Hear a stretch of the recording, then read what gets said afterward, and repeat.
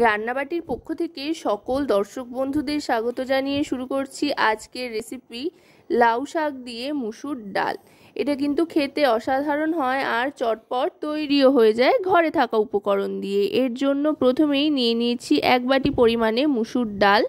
মুসুর ডালটা এবার জল দিয়ে ভিজিয়ে রাখবো বেশ খানিকক্ষণ, এতে করে তাড়াতাড়ি তৈরি হয়ে যাবে, সেদ্ধ করারও ঝামেলা নেই এতে।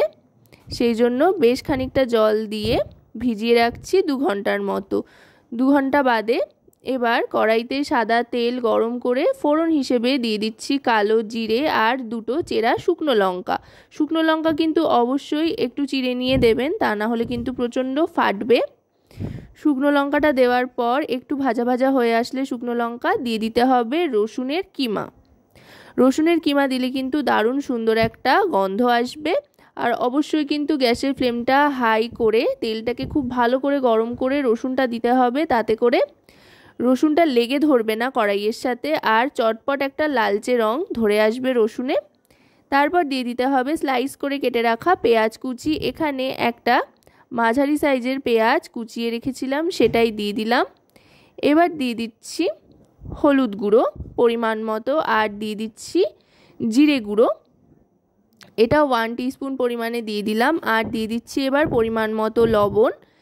এবার নুন হলুদ আর জিরে গুঁড়োর সাথে ভালো করে পেঁয়াজটা খানিকক্ষণ ভেজে নিতে হবে, পেঁয়াজটা নরম হয়ে আসা পর্যন্ত।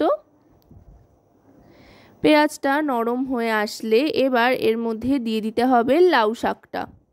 লাউ শাক নর্মালি আমরা যেভাবে কেটে রাখি সেভাবেই এখানে কেটে নেওয়া হয়েছে, সেই শাকটাই এখানে দিয়ে দিচ্ছি। একটা লাউ শাকের ডগা পেলেই যথেষ্ট।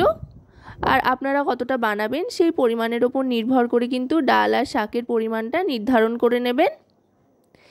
এবার শাকটা দিয়ে একটু মিশিয়ে নিচ্ছি আর গ্যাসের ফ্লেমটা কিন্তু এখন মিডিয়াম টু লোতে রাখতে হবে। শাকটা দিয়ে মশলার সাথে একটু মিশিয়ে নেওয়ার পর দিয়ে দিতে হবে ভিজিয়ে রাখা মুসুর ডালটা। মুসুর ডালটা কিন্তু দেখুন ভিজে অনেকটাই ফুলে উঠেছে। গোটা ডালটা দিয়ে দিলাম। ডালটা দিয়ে গ্যাসের ফ্লেমটা মিডিয়াম টু লোতে রেখে ডাল আর শাক একসাথে একটু ভালো করে মিশিয়ে নেব নাড়াচাড়া করে। এবার ভালো করে মিশিয়ে নিয়ে দিয়ে দেব জল। খুব একটা বেশি জলের কিন্তু এতে প্রয়োজন নেই, 1/2 বাটি পরিমাণে জল দিয়ে দিচ্ছি। 1/2 বাটি পরিমাণে জল দিয়ে ঢাকনা চাপা দিয়ে দেব সেদ্ধর জন্য। আশা করব রেসিপিটি আপনাদের ভালো লাগবে। ভালো লাগলে অবশ্যই রান্নাবাটি চ্যানেলটিকে সাবস্ক্রাইব করে লাইক শেয়ার কমেন্টের মাধ্যমে আমাদের পাশে থাকবেন আর পাশে থাকা বেল আইকনটি অন করে দেবেন সবার আগে সমস্ত রান্নার নোটিফিকেশন পাওয়ার জন্য। আর যদি রেসিপিটি আপনারা আমাদের ফেসবুক পেজ থেকে দেখেন তো অবশ্যই রান্নাবাটি ফেসবুক পেজটিকে ফলো করার অনুরোধ রইল। 3 থেকে 4 মিনিট মতো ঢাকনা চাপা দিয়ে রাখার পর ঢাকনাটা তুলে নিলাম। দেখুন ডাল শাক দুটোই কিন্তু খুব সুন্দরভাবে সেদ্ধ হয়ে এসছে আর দারুণ সুন্দর একটা গন্ধও আসছে। রসুন আর পেঁয়াজ ভাজার গন্ধটা অসাধারণ লাগছে। এবার ভালো করে মিশিয়ে নিচ্ছি। এবার কিন্তু গ্যাসের ফ্লেমটা মিডিয়াম টু হাইতে রেখে ভালো করে মিশিয়ে নিতে হবে। গরম গরম ভাতের সাথে এই রেসিপিটা কিন্তু খেতে অসাধারণ লাগে। যারা শাক পাতা খেতে খুব একটা পছন্দ করে না তারা কিন্তু এইভাবে এই রেসিপিটা একবার ট্রাই করে দেখতে পারেন, মুখের স্বাদ ফিরবে আর খেতেও কিন্তু দারুণ লাগবে।